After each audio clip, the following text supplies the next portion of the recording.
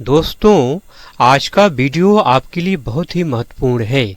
चाहे वो कोई भी एग्ज़ाम हो, एसएससी हो, रेलवे हो, दिल्ली पुलिस का एग्ज़ाम हो, कोई भी एग्ज़ाम हो, ऐसा कोई भी एग्ज़ाम जिस एग्ज़ाम में जीके जीएस या जीके जीए पूछा जाता हो, कोर्स में सिलेबस में हो, तो जान जाइए उसमें मानव रक्त के बारे में ज़रूर पूछा जाता है। ह्यूमन ब्लड से रिलेटेड क्वेश्चंस ज़रूर पूछे जाते हैं। आज के इस छोटे से क्लास में आपको मैं ह्यूमन ब्लड की सारी कहानी बता दूंगा। इससे बाहर कोई भी क्वेश्चन नहीं आने वाला है। जी हाँ, ये मेरा दावा है। आज का क्लास अगर आप पूरा अटेंड कर लेते हैं तो इससे बाहर कुछ भी एग्जाम में नहीं आने वाला है। और ह्यूमन ब्लड से रिलेटेड कोई भी क्वेश्चन कहीं भी पूछा जाएगा तो आराम से आप जवाब दे पाएंगे। तो चलिए आज का वीडियो हम कंटिन्यू करते हैं। वीडियो को बिल्कुल भी स्किप मत करिएगा। चैनल पर अगर आप नए हैं, पहली बार आए हैं, तो चैनल को सब्सक्राइब करके बेल आइकन प्रेस कर दीजिए। चलिए आज का वीडियो हम स्टार्ट करते हैं। दोस्तों, मानव रक्त की अगर बात हो रही, ह्यूमन ब्लड की अगर हम बात करेंगे तो सबसे पहले हम जानते हैं कि मानव रक्त है क्या, ह्यूमन ब्लड होता क्या है। तो जान जाइए ह्यूमन ब्लड क्या है। एक तरल संयोजी ऊतक है। जी हाँ दोस्तों, ह्यूमन ब्लड क्या है, एक तरल संयोजी ऊतक है। अब अगर आपसे पीएच की बात की जाए कि ह्यूमन ब्लड का पीएच कितना होता है, बहुत इंपॉर्टेंट चीज़ है ये कि हमारे ब्लड का पीएच कितना होता है। ये एसिडिक होता है, बेसिक होता है, मतलब क्षारीय होता है या अम्लीय होता है। तो जी हाँ दोस्तों, मानव रक्त का पीएच कितना होता है, 7.4 होता है। 7.4 होने का मतलब मानव रक्त क्या होता है, क्षारीय होता है। क्या होता है, क्षारीय होता है, मतलब बेसिक होता है। अगले प्रश्न की अगर बात करें कि रक्त का कार्य क्या है, अगर फंक्शन की बात की जाए कि ब्लड का फंक्शन क्या है, तो पहली बात तो जान जाइए कि रोगों से बचाना। ब्लड का सबसे बड़ा महत्वपूर्ण कार्य क्या है, रोगों से बचाना। अगर हमारे शरीर में खून ही नहीं है, ब्लड ही नहीं है, तो हम रोगों से कैसे लड़ पाएंगे। ब्लड का होना हमारे शरीर में कंपलसरी है, जरूरी है। खून अगर नहीं है तो हम डेड हैं। ठीक है। दूसरा चीज सबसे महत्वपूर्ण कार्य क्या है, तापमान को नियंत्रित करना, टेम्परेचर को मेंटेन करना। सर्दी, गर्मी, बरसात में जो टेम्परेचर ऊपर डाउन होता है, अप डाउन होता है, उसके हिसाब से शरीर को क्या करना, मेंटेन करना। ये ब्लड का कार्य है। और तीसरा जो महत्वपूर्ण कार्य है, रक्त का थक्का बनाना। जी हाँ दोस्तों, गॉड ने, नेचर ने ऑलरेडी ये चीज इसमें दे रखा है कि अगर किसी कारण से आपको चोट लग जाए, ब्लड आपका बहना स्टार्ट हो जाए, फ्लो करना स्टार्ट कर दे, तो ब्लड अपने आप ही उसको बहने से रोक लेता है। ठीक है। ये कैसे होता है अभी आगे चल के मैं आपको बताता हूँ। फिलहाल जानिए जो है कि रक्त का थक्का बनने के लिए कौन सा विटामिन जिम्मेदार है। तो रक्त का थक्का बनने के लिए विटामिन के, जी हाँ दोस्तों, विटामिन के जिम्मेदार है। इसलिए विटामिन के का सेवन हमें ज्यादा करना चाहिए। अच्छा, अब आते हैं थोड़ा सा रक्त का थक्का बनने के लिए कौन सा प्रोटीन जिम्मेदार है। विटामिन की बात हो गई, अगर प्रोटीन की बात की जाए तो है फाइब्रोनोजेन प्रोटीन। फाइब्रोनोजेन प्रोटीन की वजह से रक्त का थक्का बनता है। ये क्या होता है, एक जाल जैसा स्ट्रक्चर होता है, जहां से ब्लड बहना शुरू होता है, वहां पे आकर के ये जाल जैसा स्ट्रक्चर क्रिएट कर लेता है। अच्छा, अब यहाँ पे जानिए, अगर एग्जाम में आपके विटामिन के नहीं दिया है, फाइब्रोनोजेन नहीं दिया हुआ है, प्लेटलेट्स अगर दिया हुआ है, तो आप प्लेटलेट्स पे टिक करेंगे। मतलब रक्त का क्लोटिंग के लिए, ब्लड के क्लोटिंग के लिए, रक्त का थक्का बनने के लिए तीनों चीजें जिम्मेदार हैं, विटामिन के, फाइब्रोनोजेन और प्लेटलेट्स। अब ऑप्शन के ऊपर डिपेंड करता है कि एग्जाम में ऑप्शन क्या दिया हुआ है। ठीक है। अगर एग्जाम में सीधा सा क्वेश्चन दिया कि रक्त का थक्का बनने में कौन मदद करता है और ऑप्शन प्लेटलेट्स दिया हुआ, तो आप प्लेटलेट पे टिक करेंगे। ठीक है। प्रोटीन अगर पूछता है तो फाइब्रोनोजेन पे टिक करेंगे।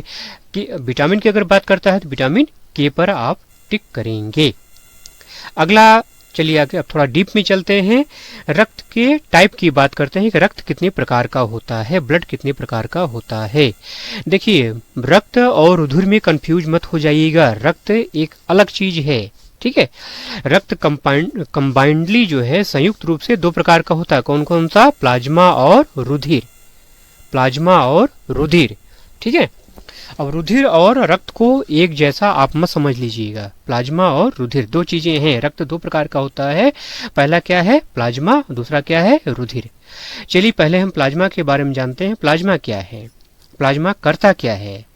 प्लाज्मा हार्मोन और अवशोषित भोजन का संवहन करता है। जी हाँ दोस्तों, भोजन के डाइजेशन के बाद उसका जो रस बनता है, उस रस को जो है और हार्मोन्स को, इन दोनों चीजों को प्लाज्मा क्या करता है, एक जगह से दूसरी जगह पहुंचाने का कार्य करता है। अब हम रुधिर की एक बात करें अगर, रुधिर कितने प्रकार का होता है, तो रुधिर होता है 3 प्रकार का। कौन कौन सा? आरबीसी, डब्ल्यूबीसी और प्लेटलेट्स या रक्त बिंबाणु। मीन से लाल रुधिर कणिका, श्वेत रुधिर कणिका और प्लेटलेट्स या रक्त बिंबाणु जिसको हिंदी में कहते हैं। तो रुधिर 3 प्रकार के होते हैं। ठीक है, क्लियर हो गया। अब चलिए एक एक करके हम तीनों रुधिर को समझते हैं कि लाल रुधिर कणिका कहाँ पाया जाता है, किसमें पाया जाता है। तो लाल रुधिर कणिका जो है जितने भी स्तनधारी हैं और उभयचर हैं, जितने भी स्तनधारी हैं और उभयचर हैं, उसमें लाल रुधिर कणिका पाई जाती है।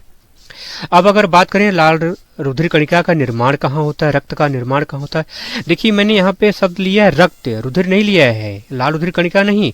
रक्त का निर्माण कहाँ होता है? जी हाँ दोस्तों, रक्त का मतलब उसमें आरबीसी, डब्ल्यूबीसी और प्लेटलेट्स तीनों आ गया।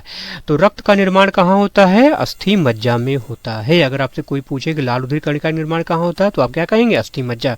कोई पूछे कि श्वेत रुधिर कणिका का निर्माण कहाँ होता है तो आप क्या कहेंगे? अस्थि मज्जा। कोई कहे प्लेटलेट्स का निर्माण कहाँ होता है तो आप क्या कहेंगे? अस्थि मज्जा।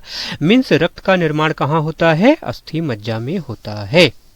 ठीक है। अच्छा, अब यहाँ पे एक बहुत महत्वपूर्ण क्वेश्चन ये है, किस रुधिर कणिका में केंद्रक नहीं पाया जाता, न्यूक्लियस नहीं पाया जाता? जी हाँ दोस्तों, वो है RBC, red blood corpuscles, means लाल रुधिर कणिका। लाल रुधिर कणिका में केंद्रक नहीं पाया जाता है, लेकिन इसका कुछ अपवाद भी है। ऊंट और लांबा को छोड़ करके, ऊंट और लांबा में जो आरबीसी पाया जाता है उसमें केंद्रक पाया जाता है। बाकी जितने भी जीव हैं जिनमें आरबीसी पाया जाता है उसमें केंद्रक नहीं पाया जाता है। अब एग्जाम में अगर आपसे पूछ ले कि वो कौन से जीव हैं जिसमें लाल रुधिर कणिका में केंद्रक नहीं पाया जाता, आप क्या कहेंगे? ऊंट और लांबा। ठीक है। अब बात करते हैं लाइफ टाइम, लाइफ की जो है, लाल रुधिर कणिका का जीवन काल कितना होता है, आरबीसी का लाइफ स्पान कितना होता है? तो 20 से 120 दिन तक। जी हाँ दोस्तों, 20 से लेके 120 दिन तक लाल रुधिर कणिका जिंदा रहती है। ठीक है। अच्छा, इसका डेथ कहाँ होता है, ये मरती कहाँ है? तो प्लीहा में। कहाँ पे? प्लीहा में। जी हाँ दोस्तों, लाल रुधिर कणिका का कब्रिस्तान किसे कहा जाता है? प्लीहा को कहा जाता है। ठीक है।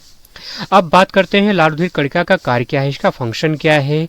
तो ऑक्सीजन का परिवहन और कार्बन डाइऑक्साइड का निष्कासन।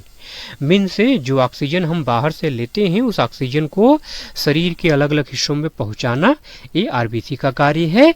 और शरीर के अलग अलग हिस्सों में जो कार्बन डाइऑक्साइड जमा है उसको बाहर निकालने का काम भी कौन करता है? लाल रुधिर कणिका करती है। मतलब उसको वापस ले आती है, फिर वो हमारे नोज से, नाक से बाहर निकल जाता है। अगला महत्वपूर्ण क्वेश्चन है कि एनीमिया रोग किसकी कमी से होता है? एनीमिया, ठीक है, शरीर पीला पड़ जाता है इसमें। तो जान जाइए, RBC, red blood corpuscles, means लाल रुधिर कणिका। लाल रुधिर कणिका की कमी की वजह से ही हमको क्या हो जाता है? एनीमिया रोग हो जाता है। ठीक है। अब चलिए हम डब्ल्यूबीसी की बात करते हैं। लाल रुधिर कणिका की सारी कहानी खत्म हो गई। अब हम WBC means white blood corpuscles, means श्वेत रक्त कणिका की बात करते हैं, श्वेत रुधिर कणिका की बात करते हैं। चलिए पहले इसके आकार की बात करते हैं। इसका आकार कैसा होता है?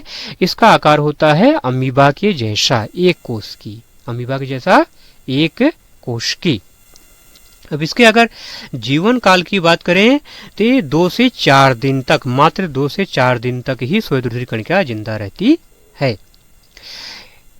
श्वेत रुधिर कणिका का कार्य की अगर बात करें तो इसका कार्य हमारे शरीर में सबसे महत्वपूर्ण कार्य इसी का है। क्या है? हमारा जो इम्यून सिस्टम है, मीन्स रोग प्रतिरोधक क्षमता को बढ़ाना। श्वेत रुधिर कणिका मीन्स डब्ल्यूबीसी हमारे शरीर के इम्यून सिस्टम को क्या करती है? डेवलप करती है। अगर हमारे शरीर में डब्ल्यूबीसी कम हो जाए, डब्ल्यूबीसी डाउन हो जाए तो हम रोगों से लड़ नहीं सकते। बीमारियां बाहर से जो भी आएंगी वो एक के बाद एक बीमारियां हमको लगती जाएंगी, हम बीमारियों से लड़ नहीं पाएंगे। चलिए, ये तो बात हो गई डब्ल्यूबीसी की। अब लास्ट जो है प्लेटलेट्स, उसकी बात कर लेते हैं, रक्त बिंबाणु की। तो प्लेटलेट्स कहाँ पाया जाता है? मनुष्य और स्तनधारियों में प्लेटलेट्स पाया जाता है। जीवन काल की बात करें तो इसका भी जीवन काल मात्र 3 से 5 दिन होता है। कार्य की बात करें तो प्लेटलेट्स का कार्य क्या है? रक्त का थक्का बनाना। जी हाँ दोस्तों, ब्लड के क्लोटिंग में प्लेटलेट्स से मदद करता है। ठीक है, चलिए प्लेटलेट्स की बात हो गई जो है। अब हम बात करते हैं ब्लड ग्रुप की, जो बहुत ही इंपॉर्टेंट टॉपिक है। ब्लड से रिलेटेड टॉपिक ब्लड ग्रुप है, बहुत इंपॉर्टेंट टॉपिक है और लगभग हर एग्जाम में पूछा जाता है। तो चलिए सबसे पहले हम बात करते हैं कि खोजा किसने, ब्लड ग्रुप को किसने खोजा। ठीक है, तो कार्ल लैंडस्टीनर ने 1900 ईस्वी में ब्लड ग्रुप की मीन्स रक्त समूह की, रक्त वर्ग की खोज की। उनके इसी महत्वपूर्ण खोज के लिए 1930 ईस्वी का नोबेल प्राइज उनको दिया गया। 1930 ईस्वी में कार्ल लैंडस्टीनर किस खोज के लिए नोबेल प्राइज पुरस्कार प्राप्त हुआ? रक्त समूह की खोज के लिए, ब्लड ग्रुप की खोज के लिए 1930 ईस्वी का नोबेल प्राइज किसको दिया गया? कार्ल लैंडस्टीनर को दिया गया। क्यों महत्वपूर्ण है खोज? क्योंकि इसके पहले ना हमको ब्लड ग्रुप के बारे में जानकारी नहीं थी। ठीक है, जानकारी न होने की वजह से क्या होता है, एक्चुअली ऐसा है कि जो रक्त होता है ना, जो ब्लड होता है, ब्लड में विभिन्नता पाई जाती है। ठीक है, रक्त में क्या होती है? विभिन्नता पाई जाती है। हर मनुष्य का ब्लड एक जैसा नहीं होता है। ठीक है, किसी का सेम होता है, किसी का अलग होता है। रक्त में विभिन्नता पाई जाती है। विभिन्नता जो है ये ग्लाइकोप्रोटीन या एंटीजन के कारण से होती है। ठीक है, तो अगर हम बिना जाने बूझे, बिना जाने समझे किसी का ब्लड किसी को चढ़ा देंगे तो उससे मौत हो सकती है। ठीक है, तो अगला क्वेश्चन है, रक्त में विभिन्नता किसके कारण से होती है, किसके कारण से पाई जाती है? तो ग्लाइकोप्रोटीन के कारण पाई जाती है। इसी ग्लाइकोप्रोटीन को हम एंटीजन भी बोलते हैं। अगर आपसे पूछा जाए कि एंटीजन कितने प्रकार के होते हैं, तो एंटीजन होता है 2 प्रकार का। कौन कौन सा? ए और बी। इसी ए और बी के आधार पर रक्त समूह बनाया गया है। तो रक्त समूह कितने होते हैं? 4 होते हैं। कौन कौन से? ए बी और ओ। अब चलिए एक करके हम जान लेते हैं चारों के बारे में। सर्वदाता समूह कौन सा है? ठीक है, सर्वदाता और सर्वग्राही। सर्वदाता मतलब जो सबको दे सके। ठीक है, तो वो है ओ ब्लड ग्रुप जो है सर्वदाता होता है। मतलब ये अपना ब्लड सबको दे सकता है लेकिन सबसे ले नहीं सकता। किससे ब्लड लेगा? ये केवल ओ से लेगा। ओ वाला केवल ओ से ब्लड ले सकता है। अब सर्वग्राही की अगर बात करें, ऐसा कौन सा ब्लड ग्रुप है जो सबसे ब्लड ले सकता है? तो है ए बी। ए बी क्या है? सर्वग्राही है, मतलब सबसे ब्लड ले सकता है। रिसेप्टर है ये, सबसे ले सकता है ये, लेकिन सबको दे नहीं सकता। किसको दे सकता है ये? ए बी केवल ए बी को ही दे सकता है। ठीक है, अब यहाँ पे थोड़ा सा और क्लियर कर दूं आपको बात जो है। अगर आपका मान लीजिए ब्लड ग्रुप ए है तो आप केवल ए को ही ब्लड ग्रुप वाले को ही ब्लड आप दे सकते हैं। अच्छा, एक चीज और जान लीजिए, जो ब्लड ग्रुप होते हैं ये क्या होते हैं? A positive, B positive. अच्छा, क्या निगेटिव नहीं होता क्या? A negative, B negative, A B negative होता है। A negative, B negative, A B negative, O negative भी ब्लड ग्रुप होता है, लेकिन बहुत रेयर है, बहुत रेयर है। अगर किसी का ब्लड ग्रुप जो है निगेटिव है तो ब्लड ग्रुप मिलता नहीं है और उस आदमी की डेथ है निश्चित है। ठीक है, तो ब्लड ग्रुप क्या होते हैं जो हम जानते हैं? A plus, B plus, A B plus, O plus. अच्छा, आपसे एग्जाम में अगर पूछा जाए कि सबसे कॉमन ब्लड ग्रुप कौन सा है तो वह है बी पॉजिटिव। हाँ जी हाँ दोस्तों, बी पॉजिटिव ब्लड ग्रुप जो है कॉमन है। बहुत सब मैक्सिमम लोगों का ब्लड ग्रुप बी पॉजिटिव होता है। मेरा भी ब्लड ग्रुप बी पॉजिटिव है। जी हाँ, ठीक है, तो आपका ब्लड ग्रुप जो है आप उसी ग्रुप वाले से ब्लड ले सकते हैं, उसी ग्रुप वाले को ब्लड दे सकते हैं। ठीक है, लेकिन ओ की अगर बात करें तो ये सर्वदाता ही सबको दे सकता है, लेकिन केवल ओ से ले सकता है। और ए बी जो है सबसे ले सकता है, लेकिन केवल ए बी को दे सकता है। तो ये पूरी कहानी हो गई ब्लड ग्रुप की। अब चलिए लास्ट में क्वेश्चन और देख लेते हैं। ये सारी बातें जो ब्लड ग्रुप की हो गई जो है, ब्लड की हो गई जो है, तो जरा हम रक्त परिसंचरण तंत्र की खोज किसने की, ब्लड सर्कुलेटरी सिस्टम की खोज किसने की, इसके बारे में भी जान लेते हैं। तो विलियम हार्वे ने 1628 ईस्वी में रक्त परिसंचरण तंत्र मीन्स ब्लड सर्कुलेशन सिस्टम की खोज की। चलिए आज के इसी क्वेश्चन के साथ क्लास को एंड करते हैं, क्लास को विराम देते हैं। आज की क्लास आपको कैसी लगी, आज का वीडियो आपको कैसा लगा, कमेंट बॉक्स में लिख के जरूर बताइएगा। आपकी जो भी सुझाव हैं, शिकायतें हैं, वो भी कमेंट बॉक्स में जरूर लिखिएगा। और अगर आप चैनल पे नए हैं, पहली बार आए हैं, तो चैनल को सब्सक्राइब कर लीजिए, क्योंकि ऐसी महत्वपूर्ण जानकारी वाले वीडियो मैं डेली अपलोड करता हूँ। Thank you.